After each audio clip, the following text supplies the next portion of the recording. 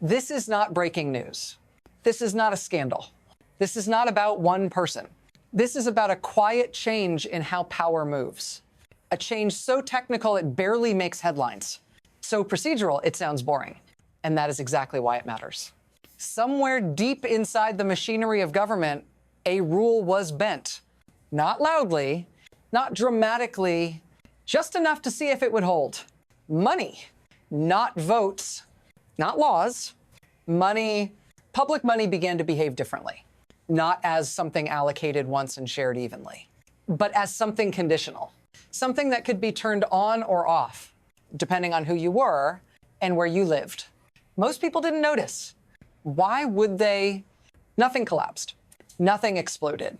But if you're still with me, stay with me. Because this is the part that comes before consequences. And once this logic works once, it never stops there. And to understand why, you have to see what actually runs the system now. We are trained to think power lives in people, in offices, in elections, in names. But that's not what controls the system anymore. What controls it is flow. Who receives funding, who waits, who suddenly doesn't qualify, not because the law changed, but because the interpretation did. This is the quiet center of gravity now. Appropriated money that no longer behaves like law, but like leverage. Once funds leave Congress, they pass through layers. Agencies, departments, discretion, and inside that discretion, something new appeared. A filter, not written down, not voted on, but understood. Some places move faster, some stall. Some are told to reapply. Some are told nothing at all. This isn't chaos. It's selection. And the most dangerous part is this. From the outside, everything still looks legal. Forms are filed. Language is neutral. Process is followed. But outcomes begin to cluster. Geographically, predictably. And once you see that pattern, you can't unsee it. Because the next question is unavoidable. What happens when this becomes normal? There was a time when this didn't work. Not because leaders were better, but because the system assumed good faith by default. Before, once Congress approved money, the fight was over. The argument moved on. States planned, projects broke ground, hospitals hired, families adjusted their lives around expectations that held. Now compare that to now. Now funding arrives late, or partially, or with conditions no one voted on. Now projects pause, not because they failed, but because they're waiting for clarity that never comes. This shift didn't happen overnight. That's the danger. It happened quietly, through memos, through guidance, through temporary reviews. Nothing illegal on its face. Nothing dramatic enough to trigger alarms. And that's how normalization works. Not through shock, through repetition. Once the system learns it can delay without consequence, withhold without explanation, and survive court challenges long enough to make the damage real, that becomes the strategy.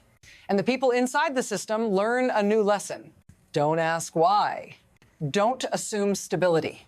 Because what used to be guaranteed is now conditional, and that's when the first real cracks appear. Then the first shock hits. Not a theory, not a memo, a real project, real money, real consequences. Billions already approved, already planned, already moving, and suddenly stopped. No vote, no new law, just an order that says pause, rescind, pull it back.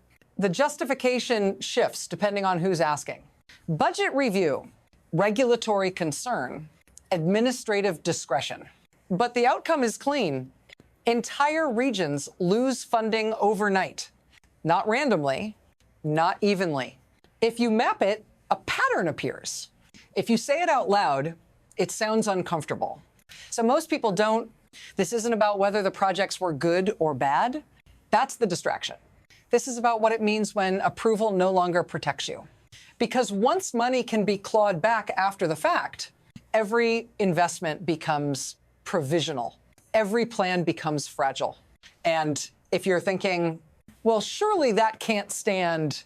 That's exactly what makes the next part dangerous, because it doesn't have to stand forever. It only has to stand long enough. Here's how the system actually works. Congress authorizes money, but it doesn't move itself. It flows through agencies, through administrators, through interpretation. That space between authorization and delivery is where power lives now, because discretion sounds harmless, necessary even, until it isn't. Inside agencies, decisions aren't framed as punishment. They're framed as process, reviews, compliance checks, clarifications. But the result is asymmetrical. Some states are asked for more paperwork. Others aren't. Some projects are flagged. Others glide through. No announcement, no press conference.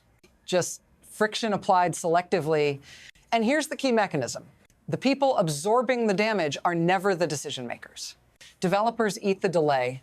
Hospitals absorb the gap. Families wait. Local governments scramble. Meanwhile, the center never feels it. Because leverage works best when the pain is outsourced. This is how retaliation becomes deniable and effective. And once that logic proves useful in one sector, it migrates. Energy, infrastructure, health, elections, social services, different arenas, same pressure point, which is why the next shock comes faster and hits harder. Now it accelerates. No long pauses anymore. No quiet normalization.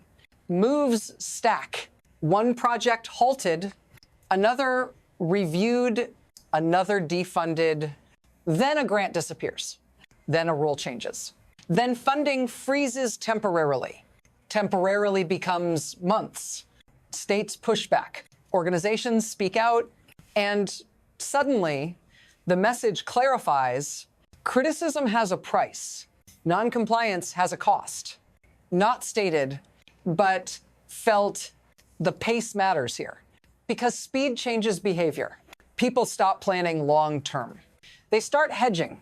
They delay hiring.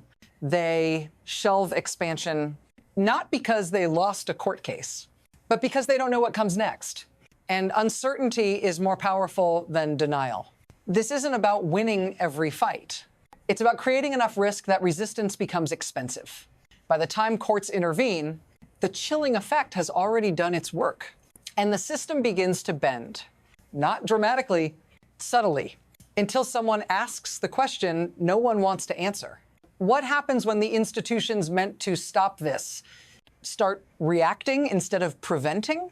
This is where it reaches you, not abstractly, not politically, practically. You don't see a funding memo. You see a delay, a program that didn't open on time, a service that suddenly has a wait list, a cost that used to be covered and now isn't. You're told it's temporary. You're told it's administrative. You're told to be patient. But patience is expensive. If you live in the wrong place, your state fills the gap or it doesn't. Your city absorbs the hit or it passes it on. And you adjust. You always do. That's the hidden cost. The system relies on your adaptability, on your silence. Because while courts argue legality, life keeps moving. Bills don't pause. Childcare doesn't wait. Healthcare doesn't reschedule itself. If this feels familiar, it should. Because this model only works if most people endure it quietly. And if you're still watching, you already understand why this can't stay contained. Because once pain is localized, it spreads. This is no longer a local problem, because money doesn't stop at state lines. Neither does uncertainty. When projects stall here, investors notice elsewhere. When rules feel political in one place, risk is recalculated everywhere. Capital becomes cautious. Supply chains hesitate. Long-term planning shrinks. International partners watch this closely. Not the speeches. The signals. They see a system where commitments can be reversed without a vote, without warning, based on internal politics. That changes how credible any promise sounds. And it doesn't stay in energy or health. It reaches defense contracts, research collaborations, trade assumptions, because stability is cumulative. And so is doubt. What makes this dangerous is not collapse. It's drag. A slow loss of confidence that doesn't trigger headlines, but alters behavior permanently. And once a country becomes unpredictable, others adapt around it. They don't announce it.